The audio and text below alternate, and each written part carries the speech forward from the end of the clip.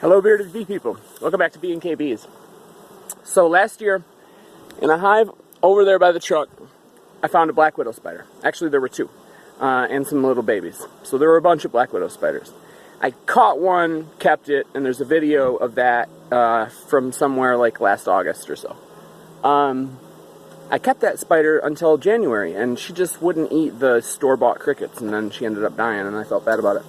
So today I'm out pulling honey, and I pull this lid off, see something black, and my hand must have been 4 inches from it, because I grabbed right in the center of the lid, and I pulled it up, and it's the biggest black widow I've ever seen. So let's catch her.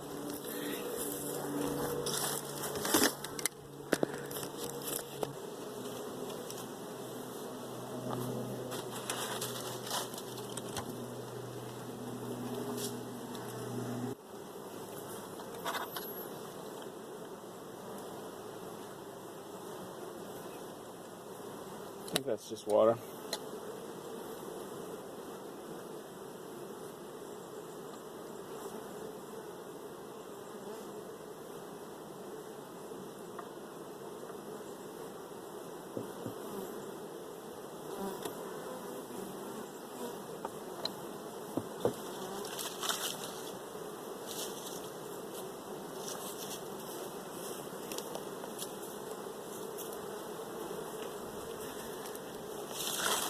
Obviously that's an egg sac she has with her. I'm much less scared this time around, but I am not going to mess around.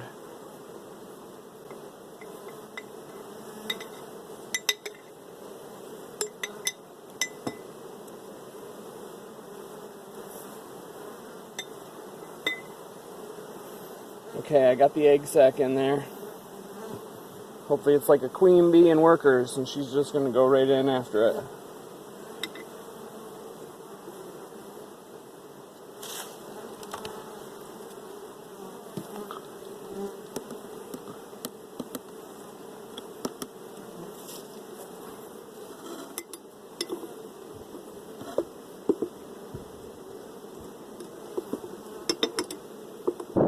Turn around, lady.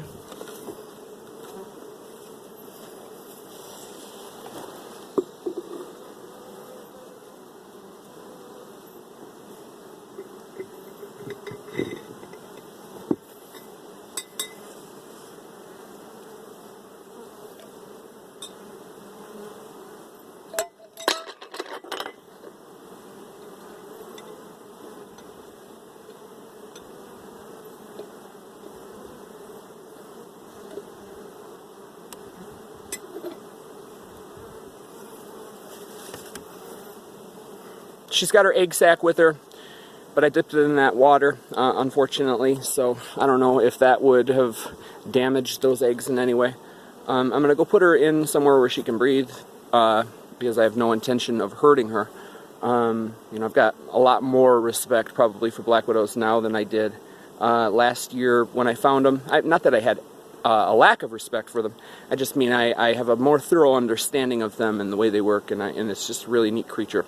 And so I will do everything I can to get her somewhere where she can be safe and where hopefully I can remain safe. But that aspect of things is a little unsettling, because I must have grabbed, like I said, a few inches away from her. She was right on the inside of the center part of the box, and I grabbed like that to lift it up, and that could have easily been one of the worst days of my life. It wouldn't have been an immediate threat of death, because like I said, I've done some research on these things. Since I found Griselda 1, which is what we called her. It wouldn't have been an immediate risk of death, but it would have been an immediate trip to the hospital, and it would have probably been the most painful thing I'd ever dealt with. And so I don't want that to happen at all. So like I said, I'll probably keep her in a cage for a couple of days and then release her. I probably would keep her in a cage. I've got this nice big terrarium for spiders that I had a wolf spider in a couple weeks ago.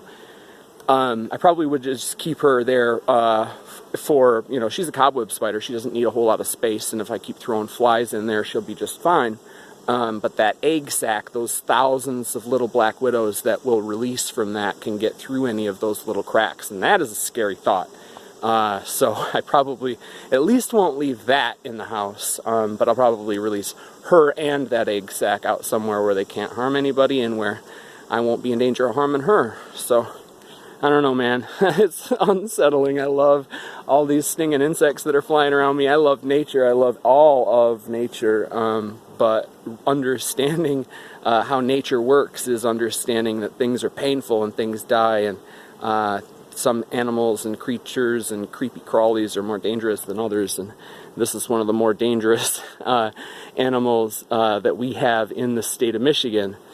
I mean, got wolves in the northern peninsula, black bears, very few Massasauga rattlesnakes, and northern black widow spiders. So, yeah, I don't know. It's cool though. I love it. My heart is now calm, and I can say I love it. It's just super neat. I wish we had cottonmouths and copperheads and stuff like that that I could hang out with too, but we don't. So yeah, I'm gonna put this in a cage for at least a couple days, and then I'm gonna bring her out somewhere cool. So, thanks very much for watching. Get out there and have some fun with your bees and your possible black widow spiders. See ya.